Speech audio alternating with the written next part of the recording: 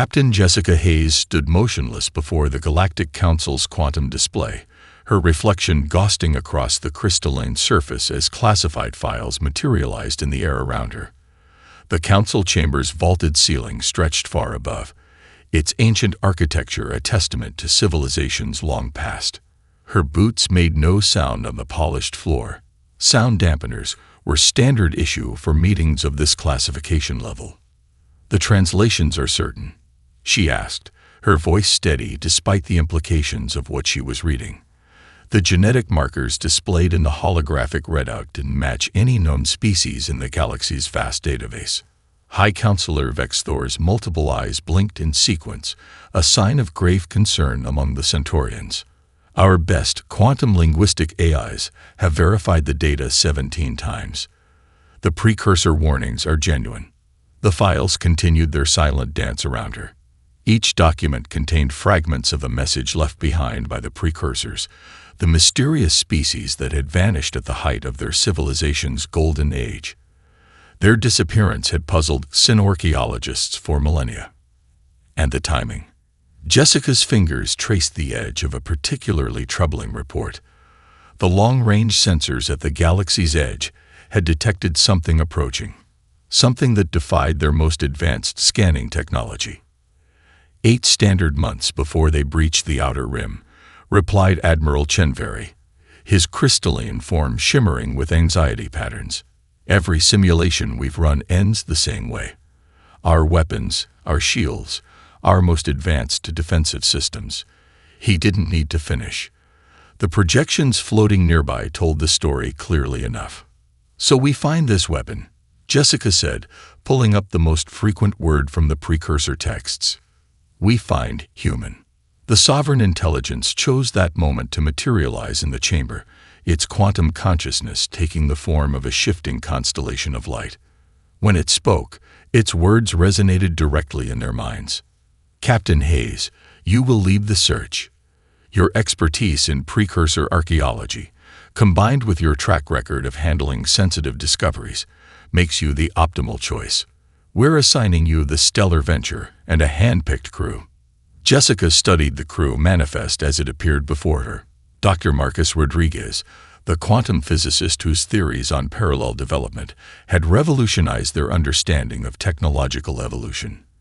Engineer Amanda Foster, whose intuitive grasp of alien technology had saved 3 expeditions from disaster. Lieutenant James Cooper, the best pilot in the fleet and the only one to successfully navigate the treacherous space near a collapsed precursor outpost. "The best and brightest," she murmured, recognizing most names from various classified operations. "The most unconventional thinkers we have," corrected High Counselor Vexthor. "Every indication suggests this human weapon operates outside our standard parameters of understanding. We need minds capable of seeing beyond traditional methodologies." Jessica nodded, already formulating preliminary search patterns based on known precursor activity zones. "And our clearance level?" "Absolute," the sovereign intelligence answered. "Every database, every restricted zone, every sealed record. You have full access.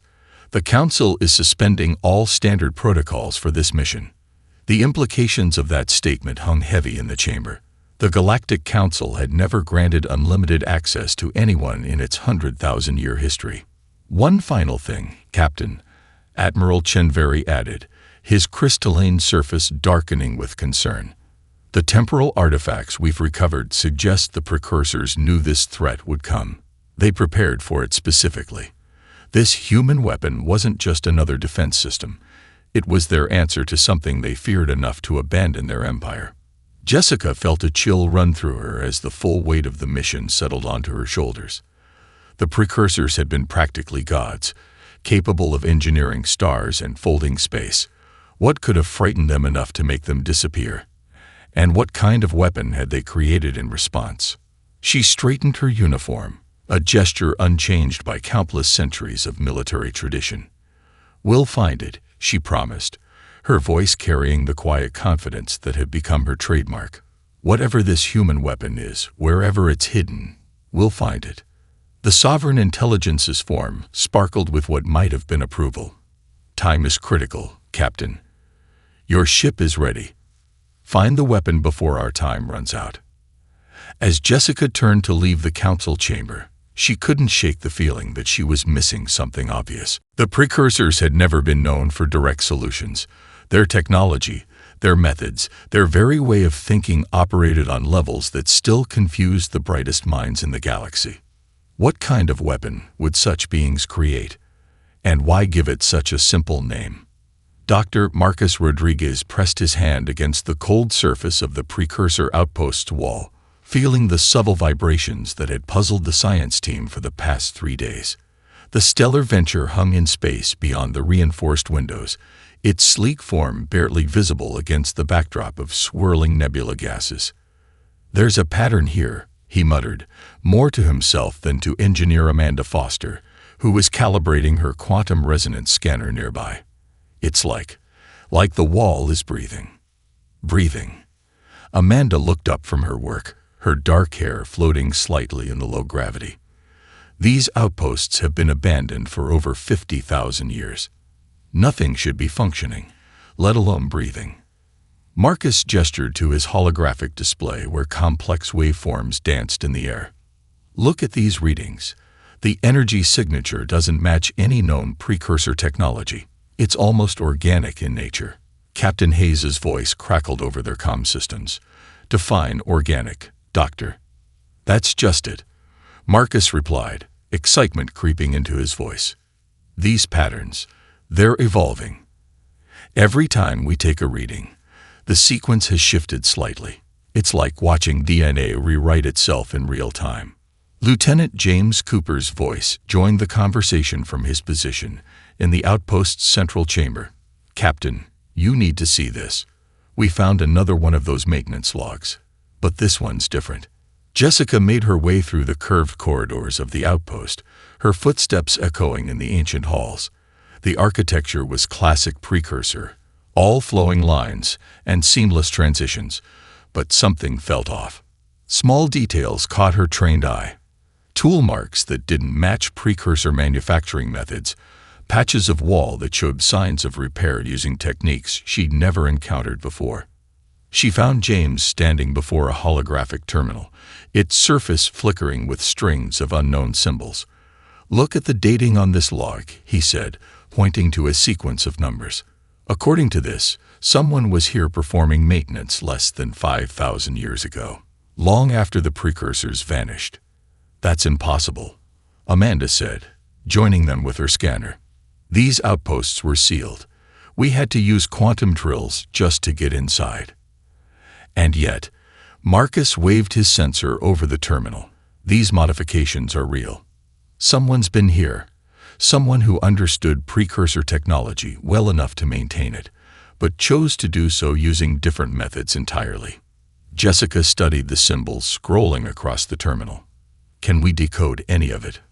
"Working on it," Marcus replied, his fingers dancing across his portable quantum computer. "The base language is similar to standard precursor script, but it's been adapted, like someone took their writing system and modified it to express entirely new concepts." "Captain," Amanda called from across the chamber, "I found something in the environmental systems. These outposts were designed to sustain precursor life forms, but the atmospheric settings have been altered. Whoever was here needed different conditions to survive." Jessica felt her pulse quicken. What kind of conditions? Higher oxygen content, more nitrogen, lower tolerance for radiation. Amanda's eyes widened as she read the data. "They were running this place hot, Captain. Much hotter than any known spacefaring species prefers. Cross-reference those conditions with the genetic sequences we found," Jessica ordered, her mind racing with possibilities. Marcus complied, and new holographic displays sprang to life around them. The genetic codes they'd discovered began shifting, rearranging themselves in response to the environmental data. "It's alive," he whispered. "These aren't just records or weapon blueprints. They're more like progress reports, status updates on some kind of ongoing experiment, or a development program," Jessica added, remembering the council's briefing. The precursors didn't just build a weapon and hide it. They created something that could grow, adapt, evolve. James touched one of the modified wall panels, tracing the unfamiliar tool marks with his finger. So whoever, or whatever, was maintaining these outposts was part of the experiment, Jessica finished. The question is, were they the weapon itself, or just another step in its development? The outpost's lights flickered briefly, as if in response to her words. In the silence that followed, the subtle vibration Marcus had noticed seemed to grow stronger, like a sleeping giant taking a deeper breath. "Keep searching," Jessica ordered, her voice tight with anticipation. Whatever the precursors created, it left its mark here. And if we follow these maintenance trails, we find the weapon. Amanda nodded. We find human, Jessica corrected. Something told her the distinction was important. Lieutenant James Cooper rubbed his eyes, certain he was misreading the scanner data. The stellar venture had followed the trail of modified precursor outposts to an unremarkable spiral arm of the galaxy, expecting to find another abandoned station. Instead, they'd discovered something impossible. "Captain," he called out, double-checking the readings, "you need to see this."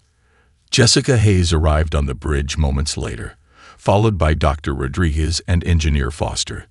The main viewport showed a yellow star, unremarkable except for the third planet from its sun, a swirling blue-white marble that shouldn't exist. "That's impossible," Amanda whispered, staring at her instruments. "This system isn't in any of our charts. How did we miss an inhabited world?"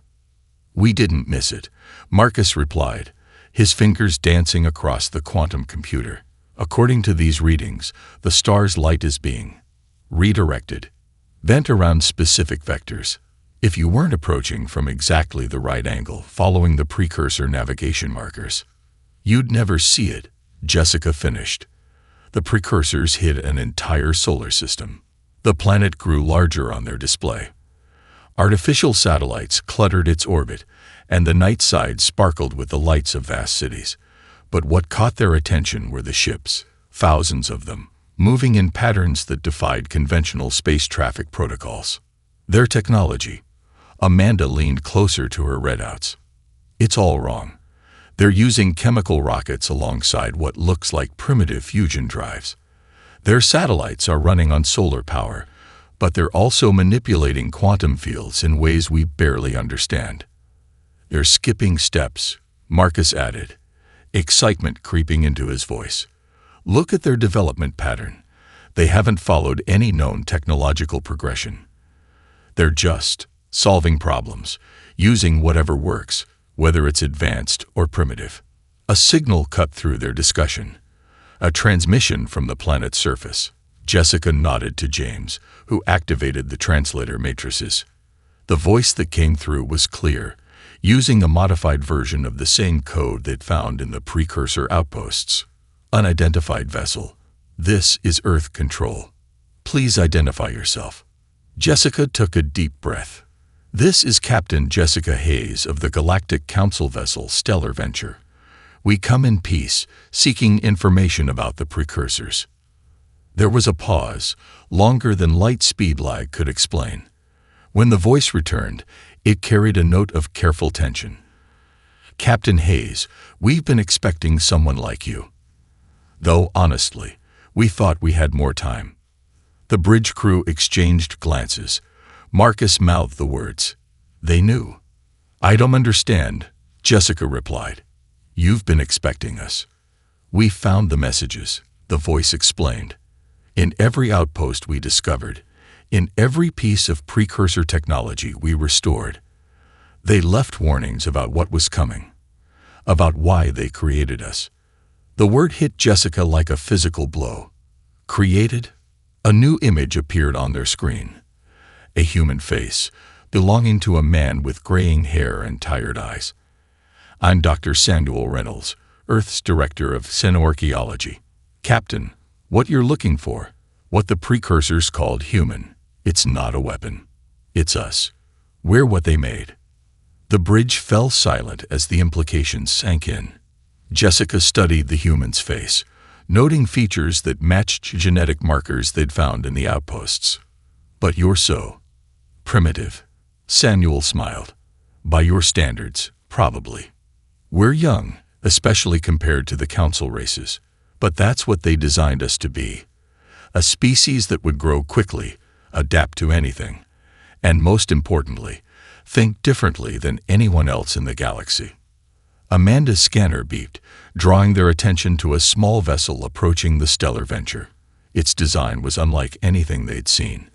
A hybrid of technologies that shouldn't work together, yet somehow did. "We're sending a delegation to meet with you," Samuel continued. "There's much to discuss, especially about what's coming. The precursors left us more than just their technology, Captain. They left us their knowledge of the enemy, and their hope that we'd be ready when you finally found us."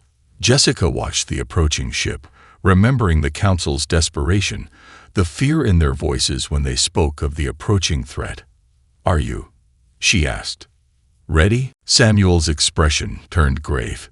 "Captain, humanity has spent its entire existence preparing for this moment. We've fought ourselves, united ourselves, broken and rebuilt everything we know countless times. We've turned our weaknesses into strengths and our failures into stepping stones." He paused, and for a moment, Jessica saw something in his eyes. Not the confidence of a weapon, but the determination of a species that had been bred for survival. "We're ready," he said simply. "The question is the galaxy ready for us?" Director Michael Thompson stood in the Stellar Ventures observation deck, watching Earth rotate slowly beneath them. The human delegation had arrived an hour ago, bringing with them a database that would change everything the Council thought they knew about the precursors. "Show me again," Jessica requested, her voice barely hiding her amazement. "Show me how they made you." Dr. Sarah Reynolds, Samuel's daughter and lead geneticist, nodded and waved her hand through the holographic display. The image shifted, showing strands of DNA unlike anything the Council's scientists had ever seen. "The precursors didn't just manipulate our genetics," Sarah explained, expanding a section of the complex molecule.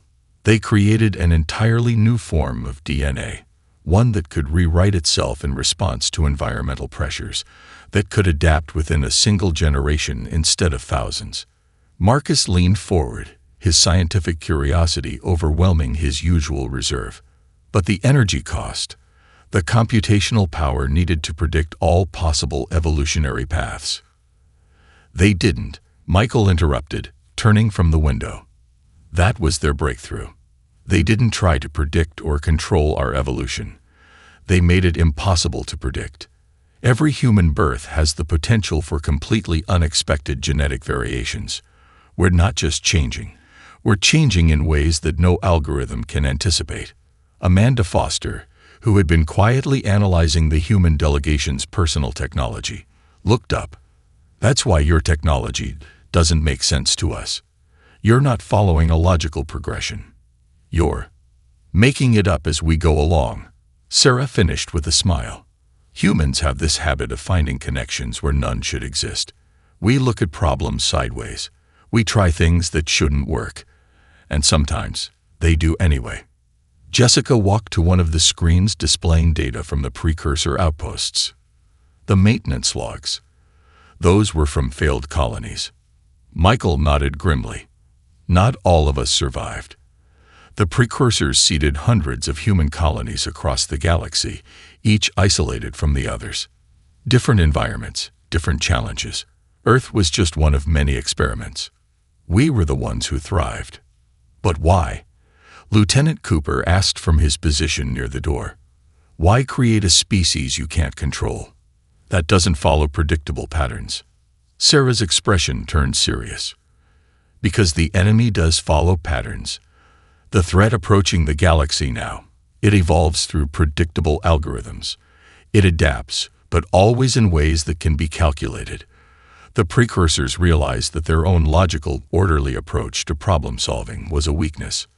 So they created chaos," Marcus whispered, understanding dawning in his eyes. "They created a species that thrives on unpredictability. "We prefer to call it creativity," Michael said with a slight smile. He pulled up another display, showing the history of human warfare. "Look at our conflicts. Every time we developed a perfect defense, someone found an imperfect way around it. Every time we established rules of engagement, someone broke them in a way no one had considered.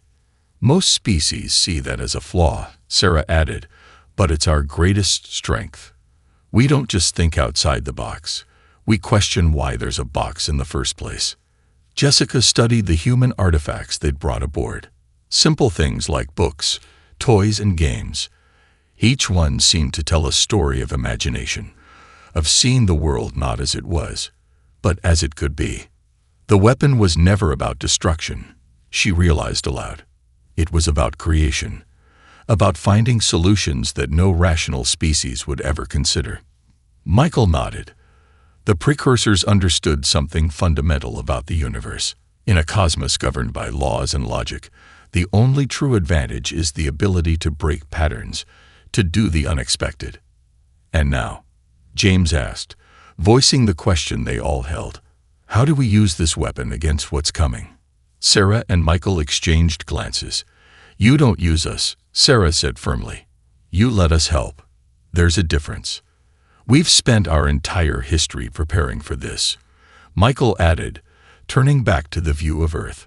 "Not by building bigger weapons or stronger shields, but by learning to see possibilities where others see dead ends. By turning our greatest weaknesses, our divisions, our conflicts, our chaotic nature, into our greatest strengths."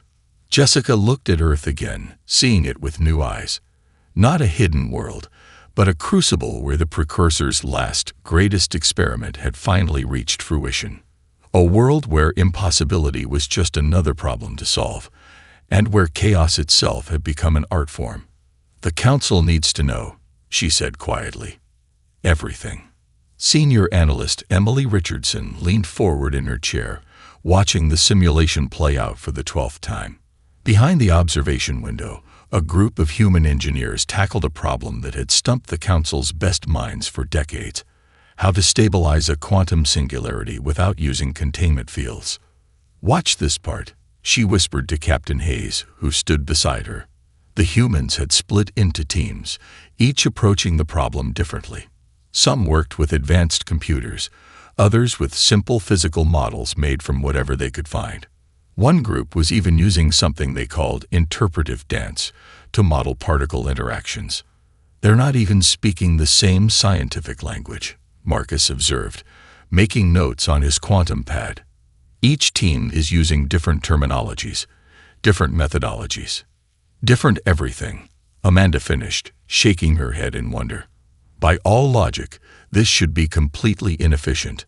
On the other side of the glass, one of the human engineers, a young woman named Rebecca Mitchell, suddenly jumped up from her table. "Guys, what if we're thinking about this backward?" She grabbed a coffee cup and a bagel, beginning to demonstrate something with the improvised props. "Here we go," Emily said, recognizing the pattern she'd been studying. "Watch how they react." Instead of dismissing the seemingly ridiculous demonstration, the other humans gathered around. Questions flew rapid fire. The dancer group immediately began incorporating the coffee cup concept into their movements. Another team started running simulations based on the bagel's shape. "They build on each other's madness," Jessica observed, fascination evident in her voice. "Each wild idea sparks 10 more." Emily nodded, pulling up her analysis. "They call it brainstorming, deliberately suspending critical judgment to explore impossible ideas. Most species consider it a waste of time. Humans made it a cornerstone of their problem-solving approach." The observation room's displays lit up with incoming data from other testing areas. In one, humans were redesigning Council weapon systems, not by improving them, but by intentionally using them wrong. Another group was analyzing combat footage by comparing it to something called dance battles and basketball plays. "Look at this," Marcus called out, pointing to his screen. "They're solving quantum equations using music theory. It shouldn't work, but somehow it does," Amanda finished, checking the results. Their solution is mathematically sound, even though their approach violates every principle of theoretical physics we know. Emily pulled up another recording, this one from a human entertainment center. "This might be the most important observation yet," she said. "Watch what they do in their free time." The screen showed humans engaged in various activities. Playing games, watching stories on screens, creating art, engaging in sports. They're practicing, Jessica realized aloud. Every game is a simulation. Every story is a thought experiment. Even their art is a way of seeing things differently. Exactly, Emily confirmed. Most species separate work from recreation. Humans turn everything into preparation for future challenges. They don't even realize they're doing it. A cheer from the testing chamber drew their attention back to the window. Rebecca's coffee cup demonstration had led to a breakthrough.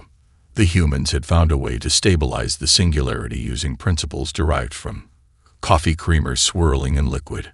"Commander Anderson needs to see this," Jessica said, referring to the Council's military leader who had expressed doubts about the human solution.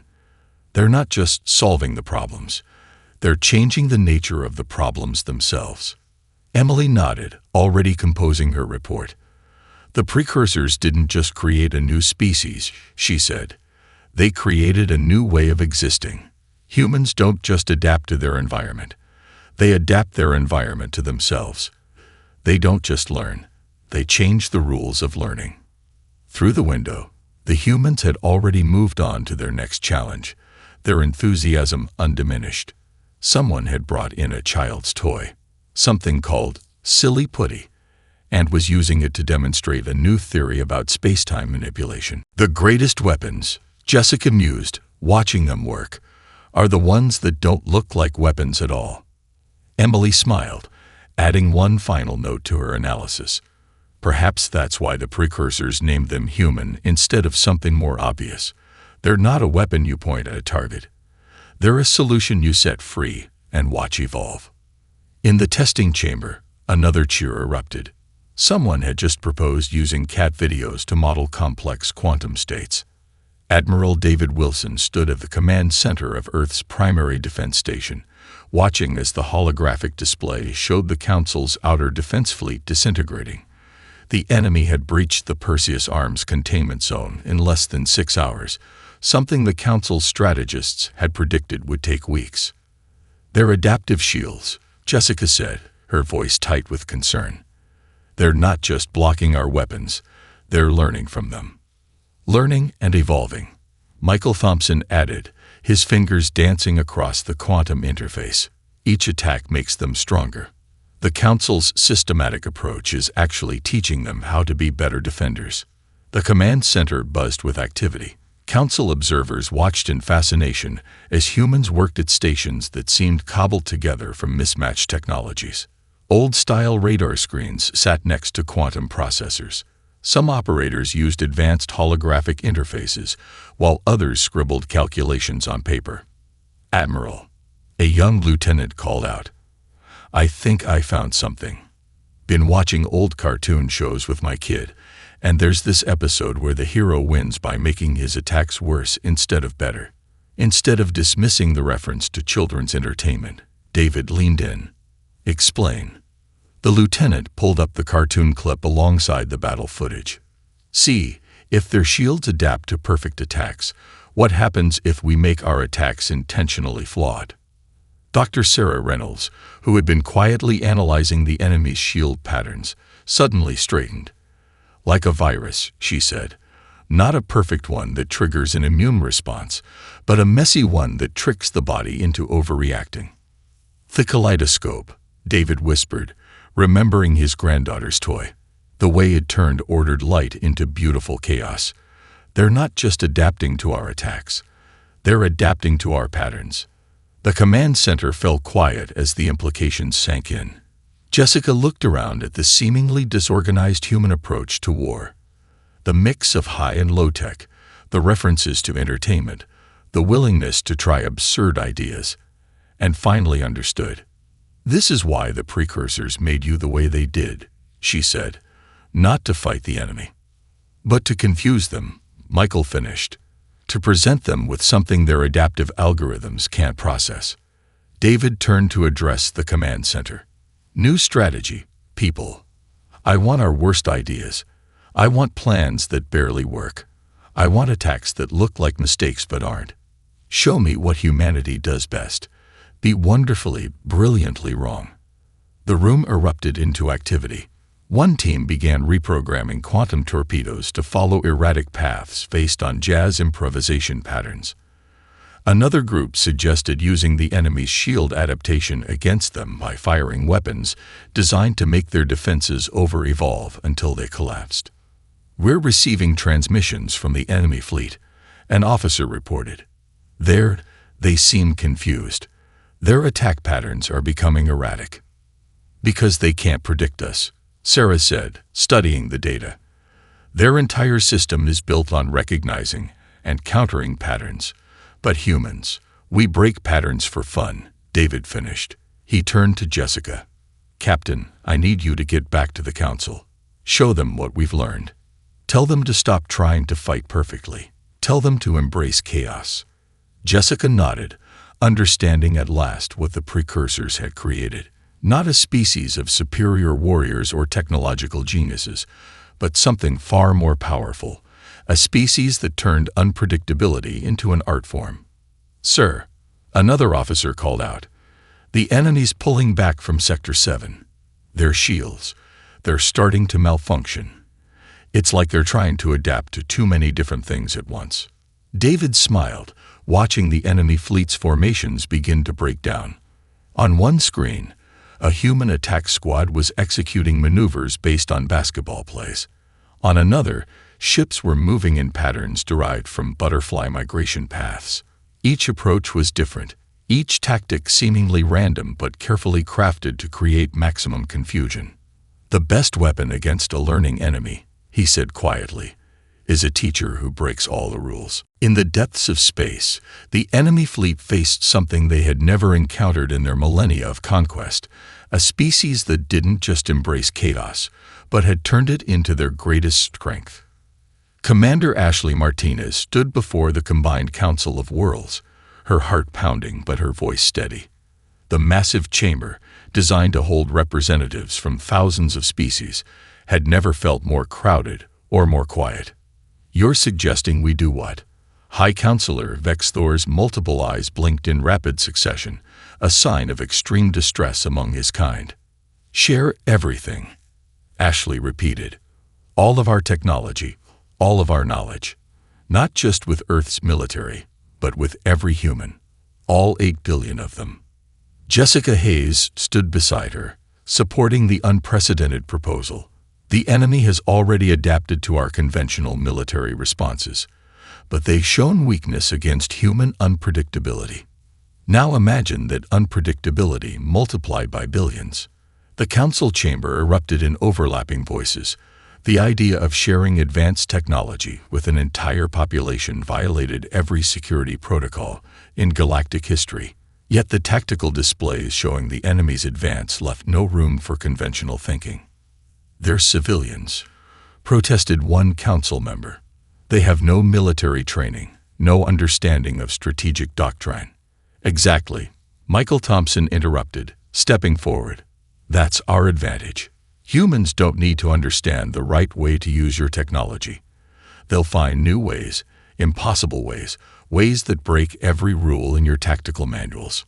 Dr. Sarah Reynolds activated a holographic display, showing footage from Earth's initial encounters with the enemy. Look at what we've already accomplished. A teenager's social media algorithm repurposed to predict enemy fleet movements. A chef's technique for flash freezing food adapted into a new type of shield modulation. The sovereign intelligence materialized in the center of the chamber, its crystalline form pulsing with interest. The risk of sharing such technology is immense. The risk of not sharing it is greater, Ashley countered. Humans learn through interaction, through play, through breaking things and putting them back together wrong.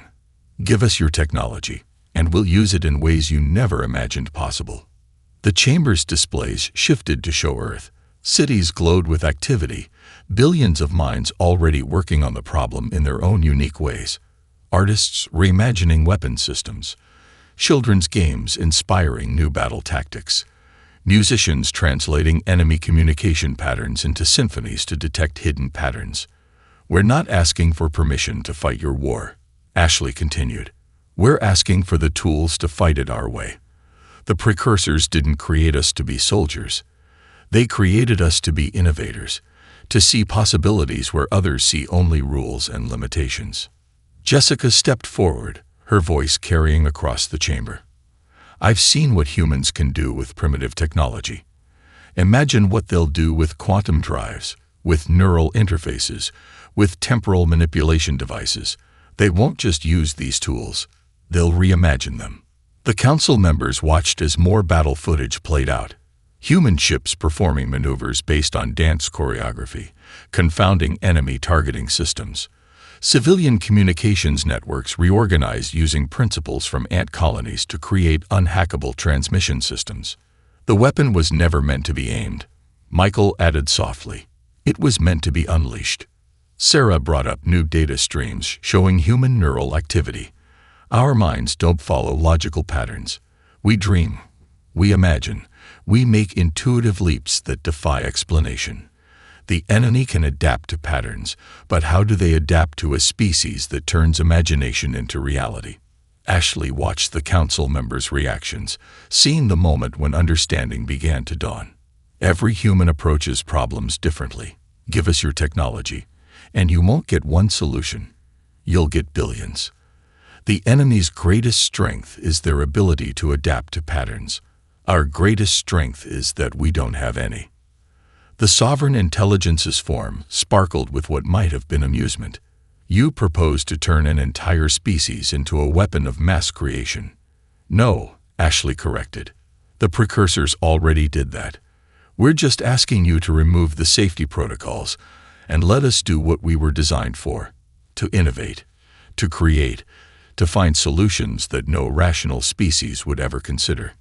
The chamber fell silent as the council faced their choice: maintain control and face extinction, or embrace chaos and survive. General Ryan Anderson watched the battle unfold across 1,000 holographic displays, each showing a different aspect of humanity's response to the invasion. The Council's decision to share their technology had transformed Earth overnight, but not in the way anyone expected.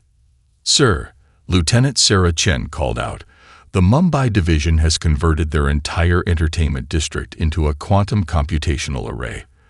They're using Bollywood dance patterns to predict enemy fleet movements." "London reporting in," another officer announced. "Street artists have reprogrammed shield harmonics using color theory. Enemy weapons can't lock onto our ships because they're technically art installations." Ryan smiled, remembering the Council's horror when humans started misusing their advanced technology. They didn't understand that humans had never seen rules as anything but suggestions. "Status report," he called out to the command center. "New York's Broadway theaters have adapted stage lighting systems into weapons that confuse enemy targeting," one controller reported. "They're calling it dramatic warfare." Tokyo's gamers have turned their virtual reality networks into a battle command system. They're running fleet operations like a massive multiplayer game. The enemy fleet, designed to counter logical military responses, found itself facing thousands of simultaneous, completely illogical attacks. Each human community had taken the Council's technology and reimagined it through their own cultural lens. "Sir," Marcus Rodriguez burst into the command center, his eyes wild with excitement. "You need to see what the children did." On a secondary screen, a group of elementary school students had somehow turned their playground equipment into quantum entanglement generators. Their jump rope games were creating temporal distortion fields that enemy ships couldn't navigate. "They're using hopscotch patterns to predict quantum fluctuations," Marcus explained, his voice filled with wonder. "It works because they don't know it shouldn't." Jessica Hayes, representing the Council, stood quietly in the corner, watching humanity unleash its full creative potential. "This isn't warfare," she whispered.